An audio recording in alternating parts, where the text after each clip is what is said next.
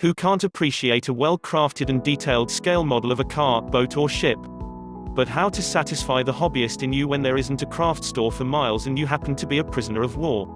Curious yet?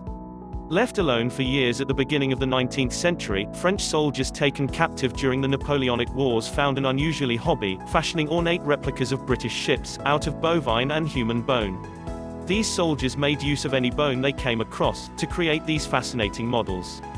These rare, bone ship models tend to sell for tens of thousands of dollars at auction, as collectors go nuts for these macabre historical relics. How on earth did prisoners of war create such accurate ship models, out of such bizarre materials? French prisoners of war obtained beef and mutton bones from the food rations issued to them by their English captors.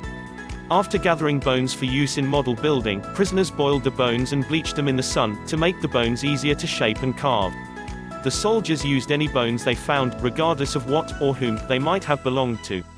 Pigs around the POW camp also helped to supplement the prisoners' bone supply. Pigs roving the camp often uncovered human skeletons that were buried in shallow graves. In addition to human, cattle, and mutton bones, prisoners made use of their own hair to fashion sail rigging, and tissue paper to create sails. On several occasions, visitors to the camp from nearby villages and British officers would smuggle in pieces of turtle shell, silk, tools, and metal foil for the Frenchmen to use. They used the larger bones they found to carve the body of the ship models, moving on to smaller pieces and sometimes wood scraps for the finely detailed cannons and masts. Many of these artists in shackles built mechanisms into their models. Popular mechanisms allowed for the sails of the models to be raised with ease and retract the cannons into the ship.